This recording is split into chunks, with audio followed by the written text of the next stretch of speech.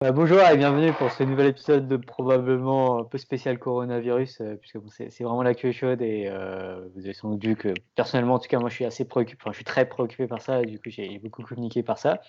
Et du coup, c'est avec grand plaisir que j'accueille aujourd'hui Thibaut Fiolet, qui fait sa thèse en épidémiologie, c'est bien ça? Oui, Bonjour. c'est ça, en santé publique.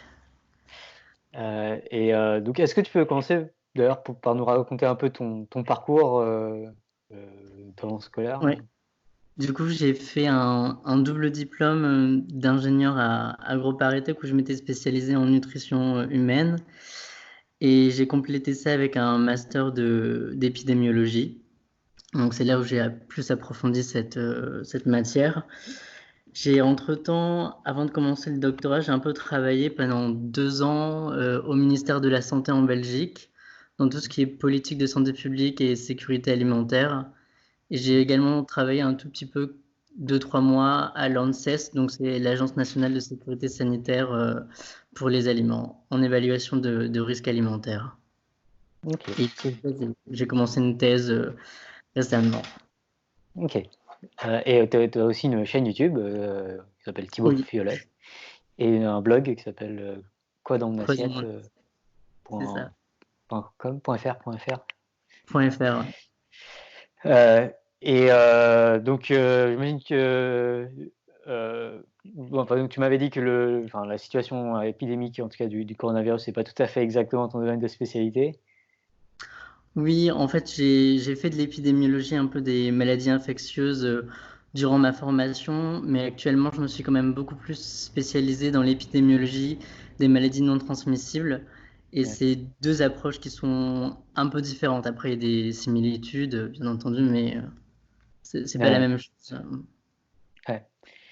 Ok. Et donc là, ça fait combien de temps que tu as commencé ta thèse? Du coup, là, ça fait 5 mois que j'ai commencé ma thèse, Ok. et c'est sur les contaminants alimentaires, comme des résidus de pesticides ou des additifs chimiques, et les liens avec la survenue du cancer du sein dans une grande étude épidémiologique européenne coordonnée par l'OMS, qui Ok, s'appelle cool. IPSIC. Ok. Chouette. Ça se passe bien? Ouais, oui, du coup, ça se passe bien. Du coup, là, le but, tu vois, c'est d'étudier les liens entre une exposition alimentaire et la survenue d'une maladie. Donc, c'est Ouais. un peu ce qu'on appelle l'épidémiologie étiologique analytique. Et par exemple, pour les maladies infectieuses, on va plus étudier la dynamique. Donc là, il y a tout ce qui est, il y a l'aspect du temps qui est en plus, et c'est des modèles un peu différents Ok. qui se rapprochent Et- plus, par exemple, de l'écologie des populations.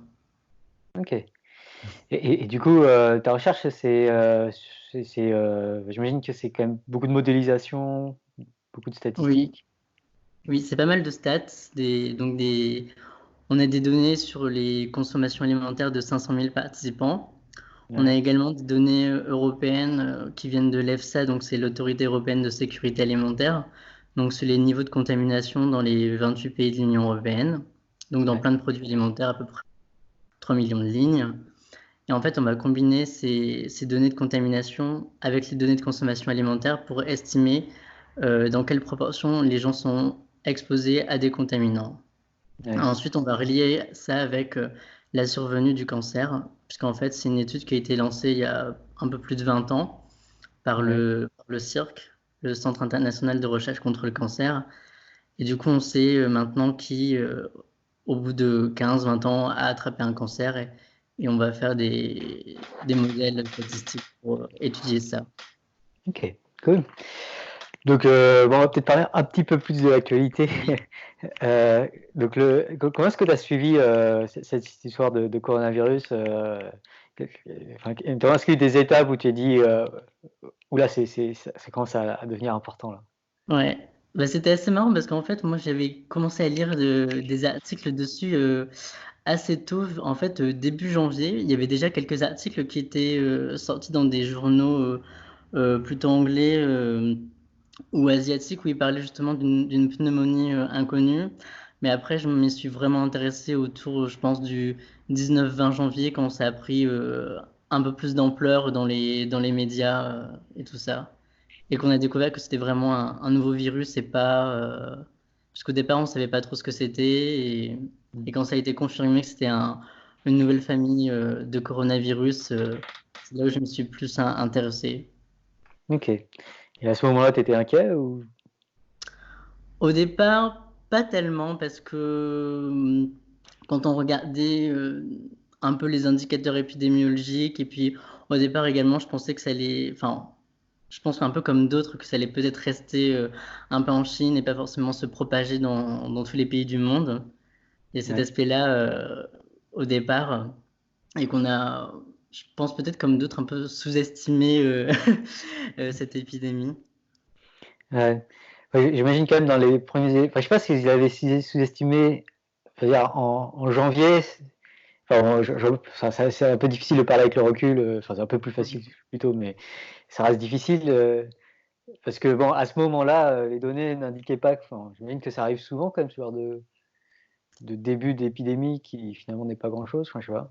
Oui, bah, si on prend l'exemple de deux autres épidémies de coronavirus, donc le SRAS de 2002-2003 qui avait débuté également en Chine, ou un autre coronavirus, le MERS, donc le syndrome respiratoire du Moyen-Orient, en 2012 en Arabie Saoudite, c'était quand même resté beaucoup plus circonscrit, soit en Asie ou soit qu'en Arabie Saoudite. Il y a eu beaucoup moins de cas, enfin, ça s'était pas autant étendu. Ouais. Et du coup, c'est quoi la différence entre... enfin, pourquoi est-ce que cette fois ça s'est étendu et pourquoi... Bah, du coup, donc le SARS et le MERS, c'est également des coronavirus. On a également 4 coronavirus responsables des rhumes communs. Donc, une des différences, c'est que là, pour ce nouveau coronavirus, il est un peu plus transmissible que le SARS ou le MERS. Par exemple, pour le syndrome respiratoire du Moyen-Orient, on savait que la transmission interhumaine, elle était assez limitée. Elle se faisait également par contact avec les chameaux ou en consommant leur lait et leur viande. Et dans le cas, là, cette fois-ci, du nouveau coronavirus de 2019-2020, on a la transmission avec des personnes infectées avec symptômes et sans symptômes. Donc ça, c'est Ouais. un peu plus nouveau. Également, on Ouais. suspecte la transmission avec les gouttelettes, les aérosols, par des surfaces contaminées. Ouais. Et donc, il est également un peu plus transmissible puisqu'on peut s'intéresser en épidémiologie à certains indicateurs. Donc, par exemple, il y en a un, c'est le taux de reproduction de base. Ça évalue un peu la transmissibilité du virus. Et on peut voir que là, donc ce taux de reproduction de base appelé R0, c'est le nombre moyen d'individus infectés par une personne infectieuse si on la place dans une population d'individus qui sont susceptibles de pouvoir attraper ce virus. Et Ouais. bon, on peut voir que pour le nouveau coronavirus, dans les différentes estimations des études, ça tourne autour de 2 ou 3. C'est-à-dire qu'en moyenne, un individu infectieux peut contaminer 2 ou 3 personnes. Et si on prend le MERS, donc le syndrome du Moyen-Orient, on était autour de 0,5 ou 1. Si on prend la grippe saisonnière, on est également un peu plus bas, autour de 1,2. Ouais. Ou si tu prends l'exemple de la pandémie du H1N1 en 2009, on était à 1,46 pour le R0. Donc là, le nouveau coronavirus, il est un peu plus quand même transmissible, si on fait Ouais. cette comparaison. Euh, et je pense également une différence par rapport à la grippe ou d'autres maladies, c'est un tout nouveau virus, et donc on n'a pas de traitement, Ouais. on n'a pas de vaccin. Et également, comme il est tout nouveau, bah, tout le monde est susceptible d'être infecté et il n'y a pas d'immunité acquise. C'est-à-dire Ouais. que là, théoriquement, tout le monde est susceptible de pouvoir être infecté.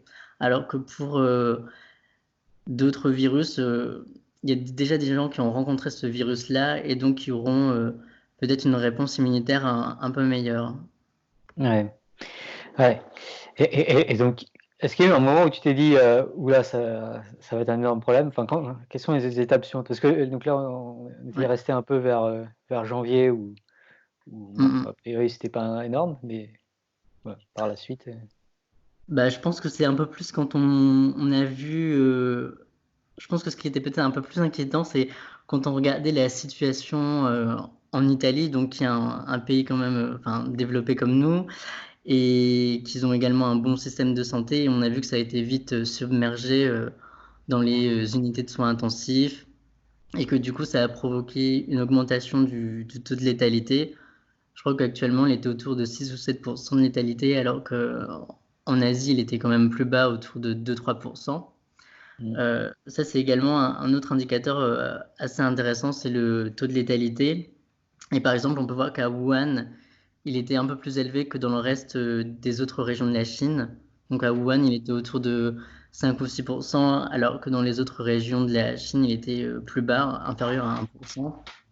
Et Ouais. donc ça, c'était lié à la saturation des systèmes de santé, donc l'accès aux soins, la qualité des soins, qui joue également sur ce taux de létalité. Et donc on a pu voir également que le nombre de cas a vraiment quand même explosé en Italie ou en Iran. Et donc c'est Ouais. quand même pas quelque chose à prendre à la légère. Et enfin, de même pour si on regarde les chiffres en Chine. Ouais. Et du coup, la situation actuelle, tu la vois comment? Bah, ce qui est actuellement quand même positif, Ouais. faut quand même le dire, c'est que par exemple, si on prend la Chine qui a pris des mesures de confinement, d'isolation donc de quarantaine de Wuhan assez tôt, c'était autour, il me semble, du 25 ou 26 janvier. On a vu que ça a été assez efficace puisque maintenant, c'est un des seuls pays avec la Corée du Sud où le nombre de cas maintenant a l'air de se stabiliser et que le nombre de nouveaux cas a vraiment diminué. Donc l'incidence a diminué. Et donc ils sont plutôt en fin d'épidémie. Également, on peut voir qu'à Singapour ou à Taïwan, qui sont également des grandes villes-États avec des millions d'habitants, on n'a pas beaucoup de cas parce qu'ils ont pris rapidement des mesures assez importantes d'intervention en Ouais. termes de traçage des cas, dépistage, communication auprès de la population. Donc ça, c'est plutôt positif que, enfin, entre guillemets, ça peut s'arrêter et même ça va s'arrêter puisque c'est un peu le propre de la dynamique des épidémies que, en fait, au bout d'un moment, avec les interventions de santé publique du gouvernement, et également que le fait que les personnes infectées, après, elles guérissent et elles ne sont pas réinfectables dans l'immédiat. On a une sorte d'immunité passive acquise de groupe. Bah, du coup, le nombre de personnes susceptibles d'attraper ce virus va forcément diminuer et c'est pour ça que l'épidémie, au bout de quelques mois, va finir par s'éteindre et diminuer. Ouais. Ouais. Et donc, je pense qu'une des grandes recommandations qui est prise à Zhengzhou, c'est enfin, augmenter la distanciation sociale et Ouais, diminuer les interactions, avec le but d'aplatir la courbe. Je sais pas s'il y a un truc en oui, français. oui. Oui, c'est Flatten the ça, c'est curve. ça. C'est ça, aplatir la courbe. Ouais. J'ai vu passer juste en hashtag en anglais quasiment. Donc, Ouais, ouais, moi aussi. Et ouais, du coup, ça, c'est des mesures efficaces parce que tu vas diminuer le nombre de contacts entre les gens, le nombre d'occasions, du coup, de transmission du virus. Et ce qui est intéressant dans ce type de mesure par rapport à un isolement des cas infectés, c'est que cette mesure, elle va toucher les personnes indépendamment de leur statut. C'est-à-dire qu'on va donc diminuer le nombre de contacts des gens potentiellement infectés avec symptômes et sans symptômes, et également des gens sains. Du coup, ça va avoir un impact vraiment efficace. Alors que également, quand on fait un isolement des cas en quarantaine, on cible spécifiquement les gens qui ont des symptômes, mais on peut louper les gens sans symptômes. C'est ouais. là où, par exemple, la durée de quarantaine est assez importante à regarder par rapport à la période d'incubation. Donc, la période Mm. d'incubation, c'est le délai entre l'infection et la survenue des premiers symptômes. Et on sait que pour le nouveau coronavirus, elle est à peu près entre 1 et 14 jours, en médiane autour de 5-6 jours. Il y a certains rapports de cas qui ont estimé que même elle pourrait aller jusqu'à 20 jours, ce qui est assez Mm. élevé. Du coup, c'est pour ça que on a mis une période de quarantaine d'à peu près 14 jours pour être sûr de ne pas louper des cas asymptomatiques, par exemple, un peu en mesure de prévention. Ouais. Ouais. Euh, enfin, c'est une question un peu différente, mais est-ce que tu interviens Ouais. avec d'autres chercheurs, enfin, je sais pas, est-ce qu'il y a une organisation des chercheurs du domaine pour, comment ça se passe? Bah, malheureusement, pas forcément tellement, mais ce qui est assez intéressant, et j'avais jamais vu ça auparavant, c'est qu'il y a un énorme partage de données, d'accès libre pour les publications scientifiques. Donc ça, c'est vraiment intéressant. Mais après, Ouais. par exemple, en termes de peut-être coordination au niveau français, pas tellement. Après, je sais qu'au niveau de la France, il y a un groupe d'experts en santé publique, maladies infectieuses qui a été mis en place par le gouvernement. Ouais. Mais ce qui est vraiment intéressant là, c'est qu'on voit que dans les grands journaux biomédicaux, d'habitude, il faut payer pour avoir accès aux publications. Et là, tout est en libre accès. Il y a également les séquences génétiques qui sont en libre accès. Il y a aussi des plateformes où on peut trouver très facilement les programmes et scripts que les gens ont utilisés pour faire leur modélisation. Donc il y a un énorme partage de données et ça, je trouve ça, c'est vraiment bien et de transparence. Ça, Ouais. c'est Ouais, ça, c'était vraiment cool. Je sens que ça se mobilise pas mal au niveau des chercheurs oui, de ce ça côté-là. oui. Euh, ouais. Et est-ce que les autres, enfin, je sais pas, est-ce que tu as interagi avec certains autres épidémiologues et quels sont un peu leurs points de vue ou... Du coup, moi j'en avais un peu discuté avec plutôt des amis qui font également un peu d'épidémiologie. Après, c'est vrai que pour le moment, c'est en fait difficile de prédire comment la situation va évoluer parce qu'il y a tellement de paramètres d'incertitude et qui peuvent Ouais, intervenir dans la dynamique de l'épidémie. Donc, pour le moment, c'est assez difficile de prédire comment ça va se passer. C'est d'ailleurs une des raisons pour lesquelles il n'y a pas tant de publications qui travaillent sur des modélisations de prédiction, ouais, euh, mais qu'on s'intéresse plutôt aux données observées actuellement de façon rétrospective pour voir la dynamique de l'épidémie entre guillemets passée, enfin sur les mois de janvier, février et mars, et pour voir éventuellement comment ça va se passer chez nous ou dans le futur. ouais, On a surtout pas mal de données au niveau de la Chine et de patients chinois, mais on sait qu'il y a des différences dans les populations occidentales et asiatiques. Et donc, on ne peut pas non plus forcément tout copier-coller en termes de dynamique, système de santé, âge de la population, susceptibilité ouais, génétique, par exemple. ouais. Respect des règles de distanciation sociale, par exemple. Oui. Qui sont sans doute ces règles-là sont sans doute peut-être un peu mieux respectées dans certains pays asiatiques que si on prend l'exemple de la France, par exemple, où le week-end dernier, on voyait Ouais. des gens qui faisaient la fête dehors, c'était un peu irresponsable. C'est- Mais après, je pense qu'il y a peut-être des gens qui ont un peu plus de mal à comprendre l'utilité de ces mesures-là. Ouais. Et je pense que ça joue également la perception du risque et la compréhension de l'efficacité de ces mesures de distanciation sociale. Ouais. Ouais, j'ai vu passer un truc sur Le Monde, d'une interview, je crois, d'une psychologue ou chose comme ça, qui expliquait Oui, que ouais, si les gens comprennent pas davantage pourquoi est-ce qu'il faut la distanciation sociale, pourquoi est-ce que le virus est vraiment aussi menaçant alors que pour l'instant il y a finalement assez peu de morts jusque-là, comparé à d'autres maladies. Si les gens comprennent pas, mesurent pas l'ampleur du problème, bah, ils sont enfin, c'est intuitif, hein, mais ils vont probablement beaucoup moins appliquer les mesures de distanciation sociale. Et du coup, j'ai l'impression que nous autres, en particulier vulgarisateurs scientifiques, avons vraiment un rôle important à jouer à ce niveau-là. Essayer d'expliquer tout ça, enfin tout le monde, hein, je pense. oui, Mais bon, oui. nous en particulier, on a une tâche. Oui, oui, oui, ça, c'est sûr. Je pense que la communication, c'est vraiment hyper important dans cette situation actuelle. Parce que justement, l'OMS avait parlé d'infodémie, parce qu'il y a une telle masse d'informations de Mm. qualité plus ou moins variable. Moi, je l'ai vu également sur les réseaux sociaux au début de l'épidémie. On avait Ouais, plein par exemple, de gens qui faisaient des sortes de prédictions et on ne savait pas d'où venaient les sources ni comment c'était fait. Des fois avec des modèles exponentiels tout simples, mais souvent la dynamique et la prédiction d'une épidémie, ça se résume pas forcément à juste une exponentielle. Et, et donc, il y avait pas mal d'informations qui étaient plutôt fausses et sans source. Ouais, Et ce qui est d'ailleurs un peu troublant, c'est que souvent ces informations-là sont beaucoup plus relayées que les autres. Il y avait même eu ouais, une étude dans Science sur ça qui montrait que les fausses informations étaient souvent beaucoup plus relayées d'un ordre de 100 fois à 1000 fois plus que les informations justes, justement. ouais.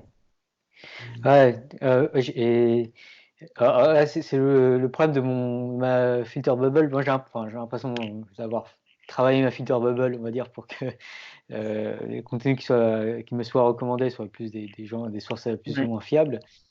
Mais du coup, j'ai très peu d'idées de à quel point, en dehors de ceux que je vois, il y a ces fausses informations. Et c'est vrai que j'ai vu aujourd'hui il y a une vidéo de Last Week Tonight qui est passée, qui a été faite sur le coronavirus, je crois que Ouais. c'était donc lundi dernier, avant-hier, et qui du coup montrait des images de ce qui passait à la télé américaine. Oui. Et c'était vraiment flippant. Euh, En termes de mauvais diagnostic, je crois qu'il y en avait un qui disait que si vous arrivez à retenir votre respiration pendant 10 secondes, c'est que vous n'avez pas le coronavirus. Ce genre d'information est très très très dangereuse à l'heure actuelle parce que ouais, elle peut amener les gens à ne pas prendre les mesures de distanciation sociale alors que même peut-être même ils ont déjà les symptômes. Puis quand tu vois que l'OMS a dû faire un question-réponse pour, par exemple, dire que l'oignon ne soigne pas du Ouais, coronavirus, les huiles essentielles ne protègent pas du coronavirus, c'est qu'il y a quand même un petit souci au niveau de certaines informations. Enfin, parce que ouais, pour nous, ça paraît complètement invraisemblable, mais pour certaines personnes, sans doute un peu moins.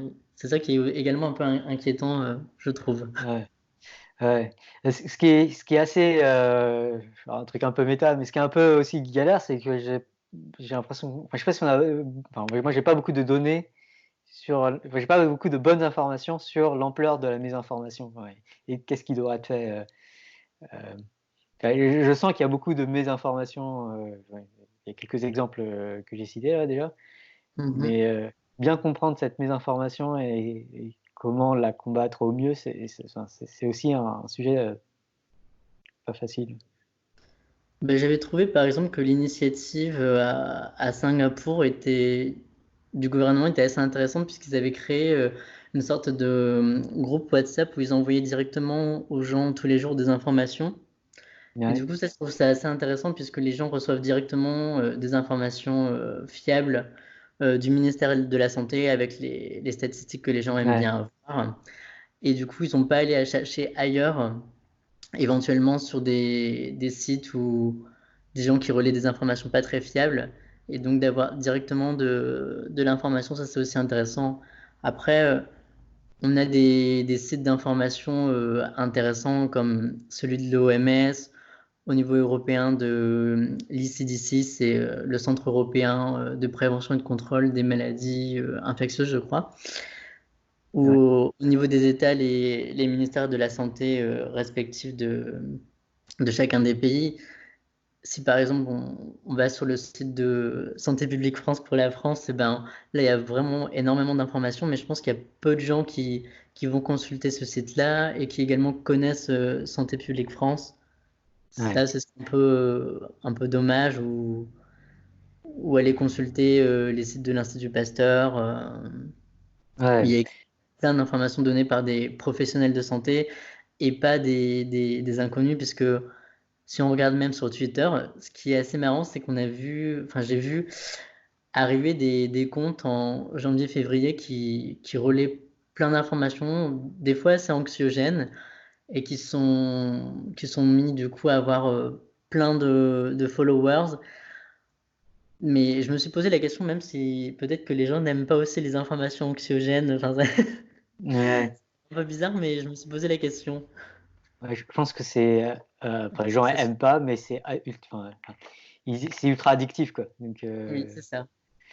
et on se dit après coup qu'on n'aime pas, mais sur le coup, on clique quand même dessus, on va lire, on va. Ah ouais, Et je pense également que des fois, il faut aussi savoir se déconnecter un peu de cette information, puisque ça n'a pas tellement d'utilité d'aller consulter tous les jours le nombre de décès dans le monde ou le nombre de nouveaux cas. Ouais. On sait que ça va évoluer rapidement, surtout en début d'épidémie. Et je pense qu'une fois qu'on a vu les chiffres, on n'est pas obligé de le voir tous les jours parce qu'après, c'est normal d'avoir un peu peur, de se faire un peu peur, surtout si on n'est pas forcément du domaine et qu'on prend pas forcément un peu de recul par rapport à tout ça. Ouais. Enfin, moi, j'ai dit à certains amis ou à mes parents de des fois couper les informations et ça fait Ouais. un peu du bien des fois aussi. Ouais. Je pense que l'information continue. Ouais, alors là, moi, j'étais pour le coup en mode alerte depuis une semaine, on va dire. Ouais, Ouais, je suis beaucoup, beaucoup de choses. Euh, mais ouais, c'est, enfin, il y a une boulimie. Enfin, c'est vraiment, c'est comme la bouffe, quoi. C'est comme la malbouffe, quoi. Il y a un peu une boulimie qui se crée. Ouais, c'est important de couper de temps en temps. ouais. Après Ouais, les additifs alimentaires ou le glyphosate, on a changé de sujet un peu sensationnel. ouais. Mais à l'inverse, hein, j'ai aussi l'impression que, bah, je sais pas, est-ce que tu penses que les gens sont, enfin, tu vois, c'est les images de gens dans les bars typiquement. Oui.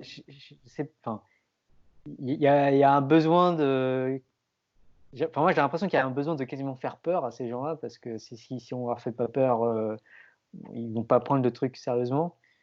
Enfin, tu serais d'accord ou pas d'accord avec ça? Je pense que je suis assez d'accord. Je pense que là, en fait, on a des fois certaines personnes ou même nous-mêmes, on peut se dire que ce sera le voisin qui sera touché et pas nous ou personne dans notre entourage. Et donc, on réalise pas forcément le risque d'être facilement justement contaminer ses parents ou ses grands-parents qui sont des personnes encore plus à risque pour ce virus-là et que ça peut avoir des conséquences dramatiques en termes de santé et je pense qu'on s'en rend pas forcément compte. Comme justement, enfin le virus n'est pas visible ni perceptible, je pense qu'il y a un peu aussi de ça. Ouais, ouais, c'est une menace pas facile à visualiser. Ça. Ouais. Et du coup, il y a un peu un juste milieu à trouver qui est vraiment délicat, je trouve, à trouver entre Mm, mm. ouais, faire en sorte que les gens prennent les choses sérieusement et qu'ils appliquent vraiment les recommandations, parce que je pense qu'il y a vraiment des vies en jeu. Enfin, c'est vraiment une Oui. question importante aujourd'hui. Mais en même temps, ceux qui sont déjà cloisonnés chez eux et qui commencent à être anxieux ou avoir peur, bah, je pense que c'est important de les rassurer, de les accompagner, de se dire, et de penser à autre chose en fait, finalement. Si vous appliquez déjà les mesures nécessaires, j'ai envie de dire, c'est c'est plus nécessaire d'être ultra anxieux par rapport à ça. Mais ouais, c'est difficile à communiquer. Oui, c'est ça, c'est un peu comme tu disais, trouver un entre les deux, c'est-à-dire être prudent et faire attention, mais d'un côté, pas non plus paniquer. Enfin, quand on voit les gens qui dévalisent les rayons, c'est complètement fou parce que on est loin d'un risque de pénurie alimentaire actuellement en Europe et on sait qu'on a pas mal de stocks actuellement Ouais. et que et qu'en plus ça va pas non plus durer super longtemps, enfin pas dans un an non plus. Ouais. C'est Ouais, par exemple ouais. quand on voit les gens qui se battaient pour du papier toilette, je pense qu'on Je vient sais en pas, rire. je sais pas, le papier toilette, j'ai l'impression que c'est devenu un symbole de. C'est Je ça. sais pas pourquoi les gens se jettent. Ouais, j'ai l'impression que c'est pas le plus important, le papier toilette. Mais, ouais. Euh, est-ce- ouais, je sais pas, est-ce qu'il y a d'autres points qu'on n'a pas encore abordés qui te semblent importants à aborder Je pense peut-être rappeler qu'en fait, pour évaluer les risques liés à une épidémie, il faut vraiment s'intéresser à plusieurs paramètres et indicateurs et pas qu'un seul. Donc, en termes un peu plus épidémiologiques, donc le taux de létalité, dans quelle proportion le virus se transmet, également la période d'incubation, d'infectiosité. Tous ces paramètres-là c'est des paramètres qui vont évoluer au cours du temps. Ouais. Ils sont également spécifiques d'une région, voire d'un pays, parce que ça dépend des systèmes de santé, de la population également. Et donc, il faut faire attention, je pense, à tous les chiffres qu'on peut lire dans la presse et tout. Faut faire attention du coup si c'est des chiffres au niveau mondial, au niveau national. Si on a par exemple donné le taux de létalité selon les classes d'âge, parce que ça c'est intéressant. On sait que le risque n'est pas le même chez les jeunes et chez les personnes âgées ou chez les gens atteints de comorbidité, donc c'est-à-dire d'hypertension, de cancer ou qui ont des maladies cardiovasculaires en même temps. Mm. Et donc, je pense que c'est intéressant d'avoir en tête que ça va évoluer. Et également, comme on est en cours d'épidémie, c'est normal qu'il y ait un haut niveau d'incertitude et que c'est Ouais. qu'à la fin de l'épidémie qu'on en saura plus. Et forcément, on a également pas mal de sous-détection de cas, Ouais. en particulier les cas avec des symptômes légers et asymptomatiques. Mais ça, on peut pas forcément faire autrement. Et c'est également dans la limite de détection des cas avec les tests. Ouais. Donc, par exemple, je ne sais pas comment ils font en Corée du Sud, mais ils arrivent à faire 100 000 tests de Ouais. cas, alors C'est- que chez nous, c'est quand même un peu moins. ouais. Et plus on fait de détection de cas, forcément, plus on a de chances de détecter des personnes infectées. Donc, c'est également pour ça que les indicateurs varient selon les pays.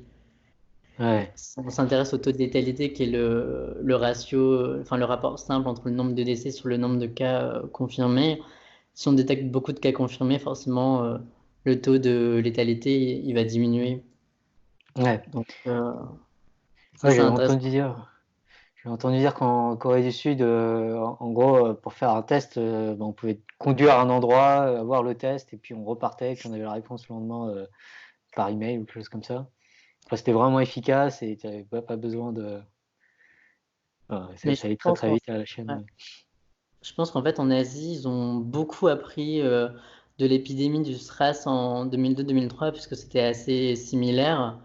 Ouais. Et du coup je pense qu'ils ont un peu tiré les conséquences d'une telle épidémie. Ouais. Et qu'il faut réagir en fait assez rapidement. Parce que plus on réagit rapidement, mieux ce sera pour contenir cette épidémie. Et Ouais. Ouais, euh, ouais, c'est clairement. Est-ce que tu. Enfin, ouais, parce que est-ce que tu penses que. Enfin, c'est peut-être un peu trop tôt de parler de tout ça, mais a priori, il pourrait y avoir d'autres épidémies dans le futur. En tout cas, est-ce qu'on pourrait mieux se préparer? Qu'est-ce qu'il faudrait faire pour être mieux préparé? Est-ce que tu penses je que. pense, Non, attends, je vais poser une question plus simple. ouais. Est-ce que tu penses que nous autres vulgarisateurs, on aurait dû être plus réactifs? Enfin, qu'est-ce qu'on a mal fait, nous? Hmm. C'est difficile à dire. Je pense que peut-être ce qui est intéressant, je trouvais, c'était de vulgariser ce qui sortait en termes de rapports scientifiques au niveau de l'OMS ou de publications scientifiques, mais avec des termes plus simples pour le grand public. Ça, je pense, que c'est assez intéressant. Et comme tu disais, faire prendre conscience aux gens rapidement que c'est pas, on va dire, c'est pas de la rigolade et qu'il Ouais. faut être du coup assez prudent et faire attention justement à adapter, enfin, à mettre en place ces gestes barrières qui normalement au final devraient être faits de façon naturelle puisque c'est des simples règles d'hygiène. Quand on Ouais. répète de se laver les mains, de tousser dans son coude, ça a rien de révolutionnaire, on va dire. Ouais. Mais je pense que Je pense que oui, peut-être communiquer un peu plus tôt et je trouvais ce qui serait intéressant, c'est également comme on va sans doute peut-être faire là au niveau du Café des Sciences, c'est donner une liste de sites d'information fiables. Ça, Mm. je trouve que c'est une bonne initiative. Ouais. Ouais. Parce que là, je suis en train de voir, bah, là, ça commence à changer, mais donc nous, on a commencé enfin, la vidéo, on a commencé à décider de la faire jeudi dernier, quoi, donc c'était il y a bientôt une semaine. Euh, j'ai pas mal réfléchi à est-ce qu'on aurait pu faire ça plus tôt. C'était en fait assez compliqué, je pense, de faire ça plus tôt. il aurait fallu quelqu'un de. Qui lance l'initiative comme toi. De toute façon, il fallait que quelqu'un lance l'initiative, Oui, c'est mais ça. Non, mais c'était très bien. Moi, j'ai trouvé que c'était très bien. ouais, ouais, faut aussi convaincre les autres, quoi. C'est pas juste lancer Oui, l'initiative, faut oui, qu'il y ait ça des gens aussi. derrière. Euh, bah, voilà. Puis j'ai essayé de lancer ça côté anglophone, essayer de pousser pas mal de gens côté anglophone à faire la Oui. même chose. Et, euh, ouais, enfin, là, on peut le dire hein, aujourd'hui, là, c'est que du coup en France, on a eu plusieurs jours d'avance sur le côté anglophone. Bon, après, Mhm.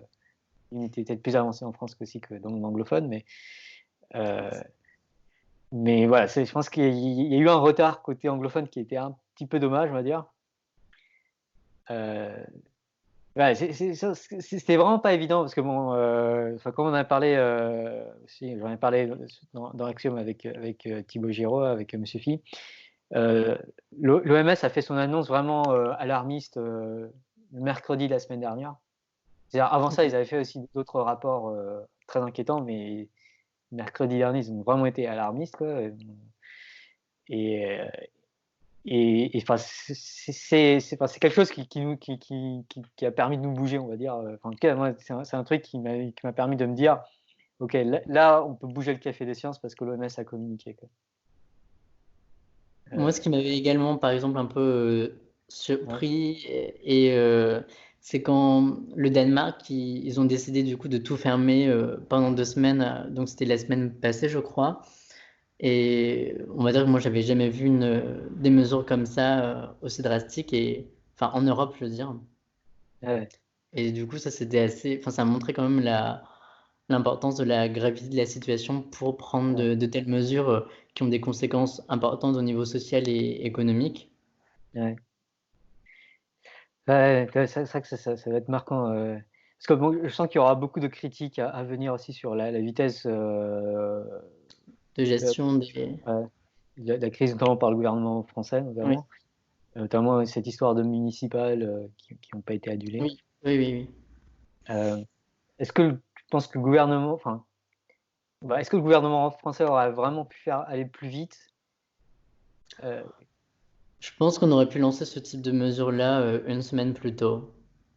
Enfin, je pense ouais, que c'était possible de le faire un peu avant parce que on a quand même vu ce qui se passait en janvier, février en Asie, en Chine, au Japon, en Corée du Sud, le nombre de cas qui a explosé et eux, ils ont pris également des mesures assez rapidement. Donc, des fois, la fermeture des écoles, la mise ouais, en quarantaine, les distanciations sociales, l'envoi d'informations par les téléphones ou le traçage un peu des gens par les téléphones. Et donc, en fait, peut-être qu'on aurait dû un peu plus s'inspirer de ce qui a été fait en Asie en janvier, février, euh, et mettre ça en place un peu plus rapidement. Par exemple, quand on voit qu'on manque de masques, peut-être qu'on aurait pu ouais, prévoir ça un peu plus parce que ça, c'est vraiment embêtant de ne pas avoir de protection, en particulier pour les professionnels de santé qui sont en ligne directe avec les malades. Ça, ouais, c'est vraiment un aspect embêtant. ouais, ouais, après, je pense que c'est assez facile de rejeter la faute aux autres, j'ai envie de dire. Oui, Et ça, c'est sûr. je veux dire, nous, le Café des Sciences, on s'est pas bougé. Enfin, on s'est bougé quand on s'est bougé, c'est-à-dire il y a une semaine, on s'est pas Mm. bougé il y a 2 semaines, quoi. Oui, Et oui, moi, j'avais fait une vidéo aussi, du coup, il y a maintenant 10 jours, donc, où j'avais filmé ça le 4 mars, donc c'était il y a quasiment 2 semaines. oui. Euh, et la vidéo est pas non plus complètement, enfin, est pas aussi alarmiste, je pense, que ce qu'elle aurait dû être. Mais c'est facile de dire ça après coup, quoi. C'est-à-dire, au moment où je l'ai faite, je pensais que c'était le bon niveau d'alarmisme à avoir. Enfin, tu vois ce que je veux dire, c'est pas facile, quoi. Oui, oui, ça, c'est sûr que c'est toujours plus facile de critiquer après et on n'est pas non plus à la place actuellement des gestionnaires de risques.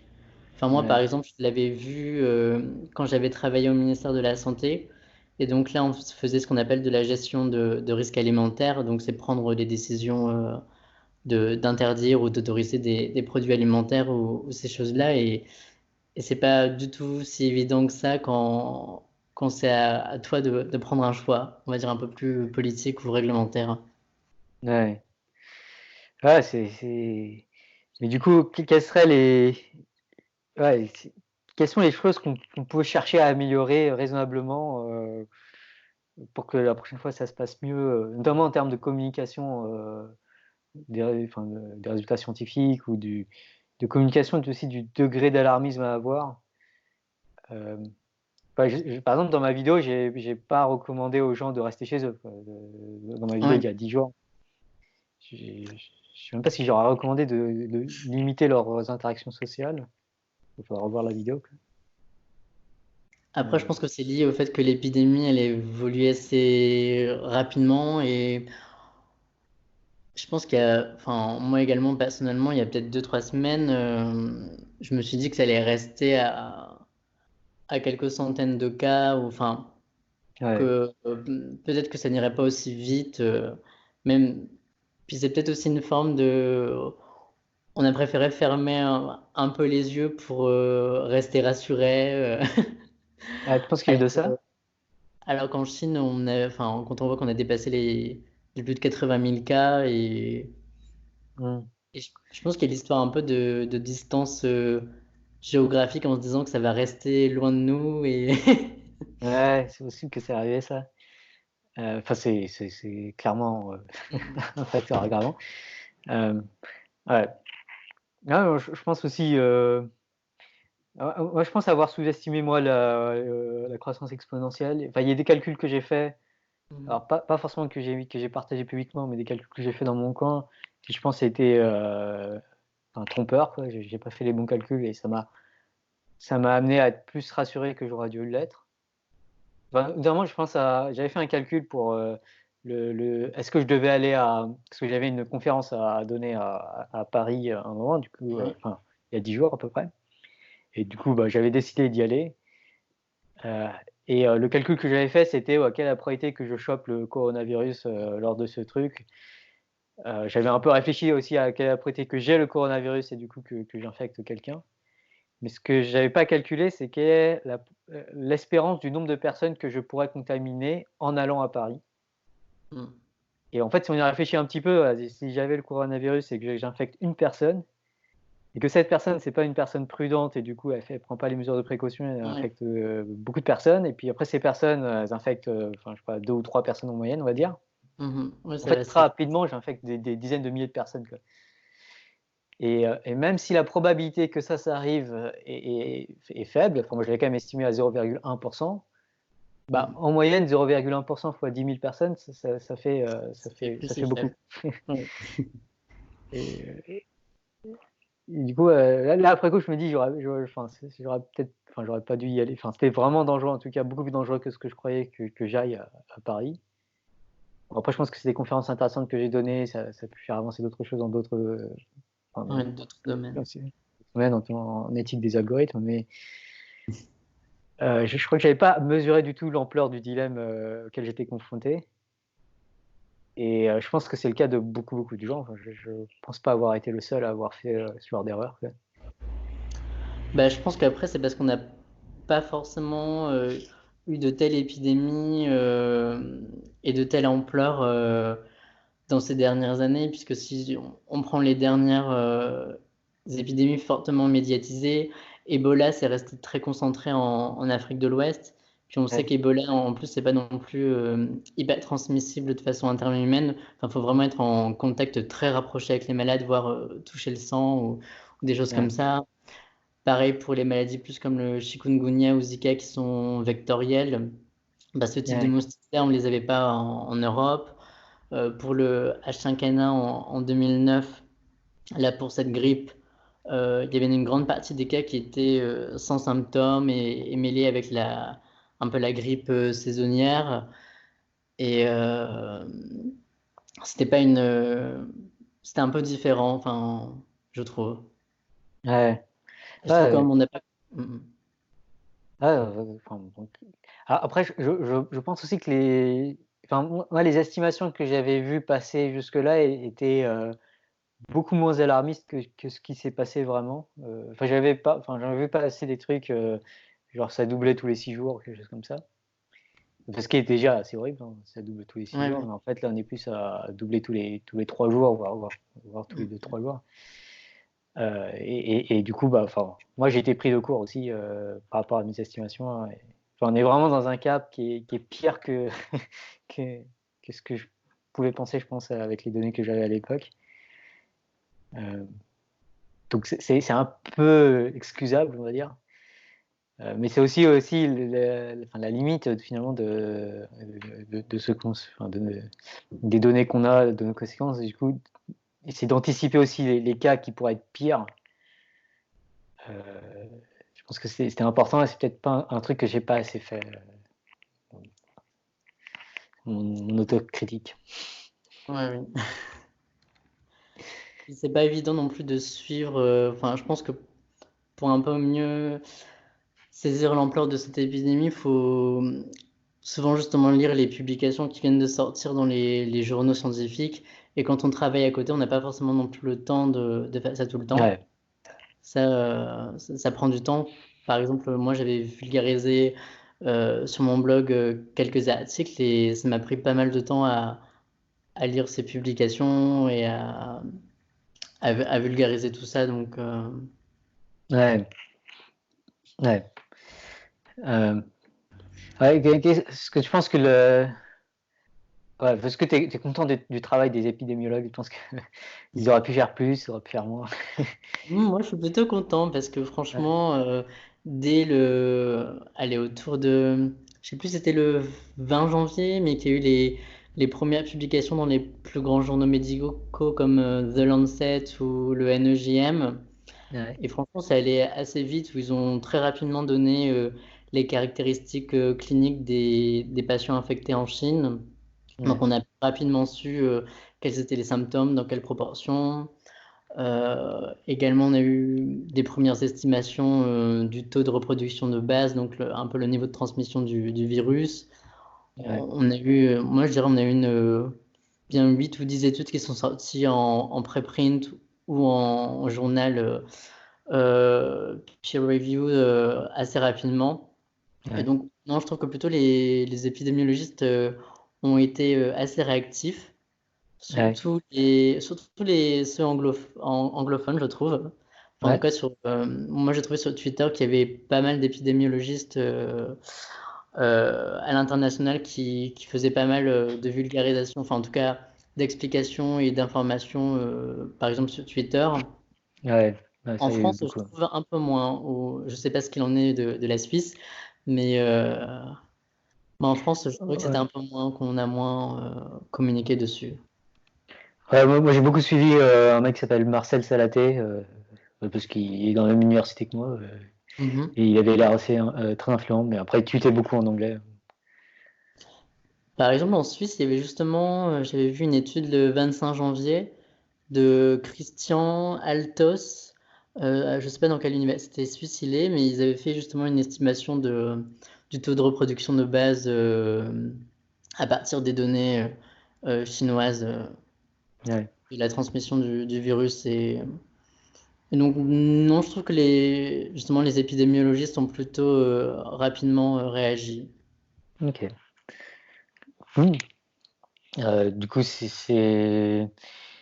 ouais, donc on va dire que les épidémiologistes ont bien agi, les vulgarisateurs ont peut-être mis un peu de temps à travailler sur ça, même si bon, bah, c'est clairement difficile, hein, et puis la Mhm. Oui, plupart c'est ça. sont pas professionnels, enfin Ouais, beaucoup sont oui. pas à temps plein sur ça, donc c'est vraiment compliqué. Mhm. Euh, Est-ce que tu sais par hasard ce qu'il y a eu des... Parce que bon, par exemple, dans son discours, Macron disait qu'il a été informé par les scientifiques. Est-ce que tu sais s'il y a des liens assez proches qui peuvent s'activer rapidement comme ça entre la recherche et la Ouais. politique? Bah, il y a justement beaucoup d'interactions entre le gouvernement et par exemple Santé publique France. Donc Santé Ouais, publique France, ça a regroupé avant l'Institut national de prévention et de veille sanitaire, donc l'INVS. Et c'est eux qui faisaient de la veille pour les maladies infectieuses et l'étude de ce type de crise, donc qui suivent par exemple l'épidémie de grippe. ouais, Donc dedans, tu as des gens qui ont une réelle expertise scientifique sur les maladies infectieuses. Après, je suppose qu'il y a également de la discussion au niveau des universités et du gouvernement, parce que moi, je me souviens quand j'étais au ministère en Belgique, on échangeait beaucoup avec les universités. Par exemple, une fois, on s'était intéressé aux nanoparticules dans l'alimentation, et du coup, on Ouais. avait recherché qui étaient les experts universitaires dans ce domaine-là pour en discuter justement. Ok. Après, au final, c'est toujours le gouvernement qui a le dernier mot en termes de décision politique et les Ouais. scientifiques ont juste un rôle d'avis scientifique, c'est-à-dire d'évaluation du risque. Ouais. Ouais. Du coup, tu as peut-être eu des expériences quand on communiquait le risque comme ça à des gens qui sont plus des politiciens, bah, ça se passe bien. Enfin, comment le risque est communiqué Je pense qu'il faut mieux, quand c'est une crise un peu grave comme ça, je pense qu'il faut mieux également collaborer avec vraiment des professionnels de la communication, parce Ouais. qu'en tant que peut-être scientifique ou expert en réglementation, on n'aura peut-être pas la même façon de communiquer sur le risque que des gens qui seront vraiment experts en communication. Mais je pense que c'est important de collaborer avec des gens qui sauront trouver les bons mots Ouais. entre ne pas faire trop peur, mais également appeler à la prudence pour le grand public. Ouais. Donc, je pense que oui, c'est intéressant là, actuellement, je pense d'avoir une collaboration entre des gens qui sont très forts en vulgarisation communication, en termes de les virologues, les épidémiologistes, la médecine clinique. C'est Ouais. Ouais. Parce que j'imagine en janvier ou en février, enfin, le genre de discussion qu'il aurait fallu avoir, bon, c'est toujours plus facile à dire a posteriori, mais Mhm. ça serait un truc du genre, bon, c'est probablement pas un truc qui va être complètement horrible, enfin, c'est pas sûr en tout cas, mais par contre, il Oui, faut vraiment bien se préparer, il faut acheter des masques, il faut acheter, enfin, investir dans le dépistage, investir dans augmenter peut-être en tout cas préparer les hôpitaux un peu plus à ça et tout ça. Je pense que c'est un peu la discussion qui aurait été idéale. Je sais pas si c'est une discussion qui a eu lieu, que sous ces bah, je sais que termes. ça a eu lieu puisqu'il y avait la préparation. En France, il y a ce qu'on appelle le plan blanc et bleu qui Ouais, prépare les hôpitaux, les maisons de retraite de santé, les EHPAD, les maisons médicalisées à ce type de situation-là à venir. ouais, Donc il y a eu ce type de discussion. Après, par exemple, pour le matériel d'équipement en termes de masques, ça, peut-être qu'il aurait fallu un peu plus prévoir en avance et peut-être plus délivrer ces masques que sur ordonnance depuis plus tôt, parce que ça a été mis en place assez récemment qu'on puisse plus acheter des masques comme ça, parce que je pense que, enfin oui, forcément, il n'y en avait pas pour tout le monde, et c'est bien que ce soit prioritaire pour les professionnels de santé, les infirmiers, ouais, les médecins qui sont directement en contact. Ça... ouais, Après, c'est toujours compliqué, une gestion de crise comme ça. ouais, ouais. Et enfin, sur la préparation à la crise, on va dire, à la crise probable, surtout à l'époque où c'est pas encore sûr. C'est enfin, moi, j'avais entendu, j'ai eu quelques retours de gens qui connaissent des gens dans le monde hospitalier, Mhm. et qui m'ont dit que dans le monde hospitalier, en tout cas en Suisse, il y avait un manque de préparation très très important, et un manque de confiance, on va dire, en des modèles de prévision qui suggéraient une possible croissance exponentielle avec Oui. potentiellement beaucoup. Et du coup, voilà, il y a eu un manque de préparation par manque de confiance, finalement, d'une certaine expertise scientifique. Euh, Bah, c'est vrai que c'est toujours un peu compliqué quand on voit par exemple à l'époque de la grippe aviaire où en France on avait commandé des millions de vaccins qui au final n'ont pas ouais, servi. Et ouais, par exemple, si ça avait servi, au final on aurait été content de les avoir. Et ouais. c'est. Ouais, je me souviens assez bien de cet épisode enfin, je me souviens d'avoir pensé, oh, les gens ont surréagi, enfin, quelque chose comme ça. C'est ça. Voilà, c'est en fait, en un sens, vu l'incertitude qu'il y avait à cette époque-là, probablement ils n'avaient pas, je sais pas, j'ai pas tous les données, mais probablement ils n'avaient pas en fait pas surréagi vu l'incertitude qu'ils avaient avant, au moment où ils ont pris la décision de commander ces vaccins. Et aujourd'hui, on vit à la situation opposée où C'est ça, c'est ça. ouais. C'est un peu ironique. Ouais, mais du coup, faut accepter que, l'incertitude, quoi. Ouais, Quand on agit dans l'incertitude, on va prendre des décisions qui, a posteriori, pourront être vues comme mauvaises, si, a posteriori, on ne juge pas le fait que la décision a été prise dans l'incertitude. Ouais. Ouais.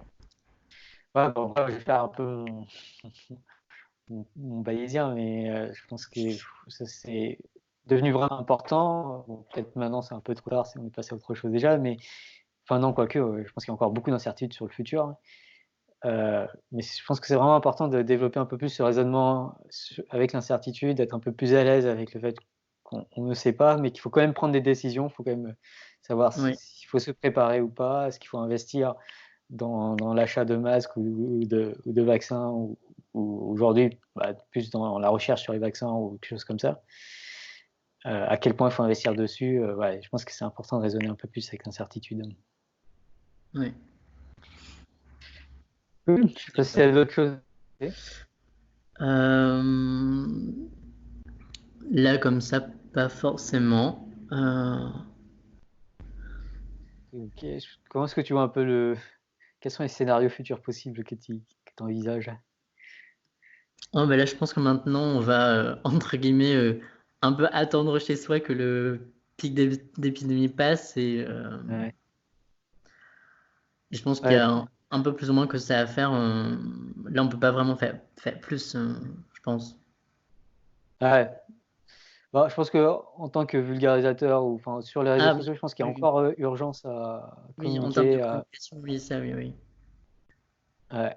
Et, encore moins pendant, on va dire, les jours à venir, peut-être une semaine, on va Mhm. dire, où je pense que les jours, pour que tout le monde comprenne la gravité de la situation et l'importance de rester chez soi.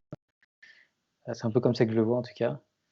Ouais. Euh, Bon après, le pic, a priori, si les gens respectent un peu les consignes, là, ça va continuer à augmenter, mais a priori, ça devrait, on l'espère en tout cas, Oui, ça va diminuer après euh, dans. ça devrait, d'ici quelques semaines, peut-être quelques mois, Ouais. peut-être, je sais pas. Euh, et ouais. Et après, il y a aussi, donc il y a eu pas mal de discussions sur les risques de réinfection ou les risques de recontamination, de repic Oui, oui, oui. d'épidémie. Ouais, je pense que tu en penses, que tu as lu sur ça. Oui, j'avais lu quelques commentaires sur ça dans les journaux médicaux. Et en fait, apparemment, la réinfection, c'est quand même vraiment très peu probable et ça pourrait être dû à des erreurs de test, puisqu'en Ouais, fait, les individus qui ont guéri, ils garderaient un peu de virémie, enfin de particules virales en eux, et également liées pour le moment, les tests qu'on utilise pour confirmer les cas, on utilise ce qu'on appelle des RT-PCR. Donc, c'est en fait, en gros, identifier l'ARN viral du virus. Et un peu plus tard, on pourra se baser également sur ce qu'on appelle des tests sérologiques. Donc là, c'est plutôt se baser sur les anticorps qui sont créés après avoir été infectés. Et du coup, on va détecter ces anticorps-là. Et donc là, ça pouvait être en fait des erreurs justement de détection de cas. ouais, Donc de sensibilité ok. du test et tout ça. Ouais, donc, ça serait donc une bonne nouvelle si c'est, Oui, s'il n'y a pas de réinfection. je pense qu'il est probable, enfin peu probable, je veux dire, qu'il y ait des réinfections, en tout cas dans l'immédiat, d'une Ok, personne infectée. Donc ok. oui, ça c'est une bonne nouvelle. C'est un peu la Ouais, tactique, je pense, du Royaume-Uni actuel. Enfin, je ouais, pense que c'est ce que racontait le Premier ministre, c'était d'attendre une éventuelle immunité acquise de groupe, acquise de façon passive. Mais cette tactique, elle est quand même assez dangereuse puisqu'il faut quand même un nombre vraiment important de personnes infectées avant d'avoir assez de gens immunisés pour Ouais, faire eux-mêmes barrière à la propagation de l'épidémie. Et si on a des millions de personnes infectées, même avec 1 ou 2% de mortalité, on aura quand même beaucoup de décès et enfin, des conséquences assez graves. ouais. Ah oui, j'ai vu passer plusieurs trucs où ils disaient qu'ils sont en train de rétro-pédaler sur ça. Ouais, bah, je peux comprendre. Ils vont faire comme les autres pays européens. Ouais. C'est Ouais. ça. Euh, ouais. Et ouais, sinon, des discussions sur le fait que ce soit potentiellement un peu comme une grippe saisonnière, quoi, quelque chose Oui, oui, qui oui. pourrait disparaître un peu à l'été et revenir ensuite. Oui. Je pense que c'est compliqué pour le moment de prédire si le virus va avoir un effet saisonnier ou pas, puisqu'en fait, tout simplement, on n'a pas vécu une année avec le virus, donc on ne sait Ouais, pas encore comment il va réagir à la chaleur de l'été, si ça va s'atténuer ou pas. Donc, a priori, si on a un effet saisonnier dans tout l'hémisphère nord, du coup, on aurait sans doute une diminution de l'incidence. Mais là, il est vraiment tôt pour le dire. Et si on compare avec d'autres coronavirus, si tu prends le coronavirus du Moyen-Orient, eh ben lui n'avait pas du tout d'effet saisonnier puisque justement il vient d'un pays très chaud, enfin en Arabie Saoudite. Il a continué à se propager en été malgré la chaleur. Et à l'inverse, si tu prends les coronavirus liés au rhume, ben là par contre tu as un effet beaucoup plus saisonnier. Donc on sait que c'est également des fois lié aux gouttelettes et sécrétions qui volent pas de la même façon en fonction des conditions de température et d'humidité. Mais c'est pas toujours le cas. Et je pense que pour le nouveau coronavirus, c'est difficile à prédire comment ça va se passer. ouais, ouais, bah ouais, grosse inconnue. Mm. Il y a plus Euh, d'inconnus que de certitudes pour le moment, je pense. ouais, en ce moment, il y a beaucoup d'incertitudes sur, sur ce qu'il faut faire, je pense. Ouais, donc il y a aussi un autre truc auquel on avait fait gaffe, enfin, dans la vidéo, je sais plus qui avait proposé de faire gaffe comme ça, mais c'était vraiment une bonne idée, c'est de pas d'encourager les gens à suivre régulièrement les nouvelles recommandations en vigueur parce qu'elles Oui, évoluent aussi oui, rapidement. Notamment c'est en réaction à si vous êtes malade, enfin, si vous avez des symptômes aujourd'hui, qu'est-ce qu'il faut faire? Euh, il y a un moment, en fait, la recommandation c'était d'appeler le 15, mais en fait, le 15 a oui. été C'est surchargé. mérité. À un moment, il y a eu une histoire d'appeler votre médecin traitant, Mhm. mais bon, bah, je pense que ça a évolué. Enfin, je sais pas trop quelle est l'actualité maintenant, mais même si je dis un truc aujourd'hui, ce sera peut-être pas valable demain, donc c'est Oui. un peu compliqué. Oui, je pense que c'est mieux d'aller justement sur le site de votre ministère de la Santé ou des institutions de santé qui ont les recommandations plus à jour. Et comme tu dis, ça évolue puisque au début de l'épidémie, on disait justement appeler les urgences, mais maintenant, comme il y a beaucoup de gens qui ont eu peur et de personnes potentiellement infectées, enfin, ça a vite été débordé. Ouais. Et maintenant, oui, les recommandations ont évolué. Ouais. Ouais.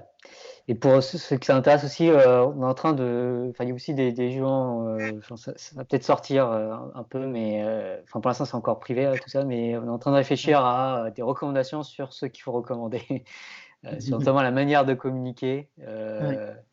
notamment donc avec des psychologues notamment. Enfin, c'est bien de tourner les choses vers quelque chose de positif plutôt que Oui, oui. quelque chose de négatif. Enfin, des phrases qui commencent par si vous voulez pas mourir, il faut absolument que c'est pas génial, on va dire. Ouais, oui. Des trucs plus pour sauver des vies, vous pouvez, ça c'est beaucoup plus efficace apparemment. Ouais, ouais, je suis entièrement d'accord. Je me souviens que quand j'étais au ministère, on avait eu un moment une formation avec l'Autorité européenne de sécurité alimentaire qui justement avait discuté sur la sémantique à employer, comment discuter autour des chiffres. Tout ça avait son importance. Ouais, ça je suis entièrement d'accord. Bah écoute, bah du coup, bah, merci Thibaut pour cette discussion.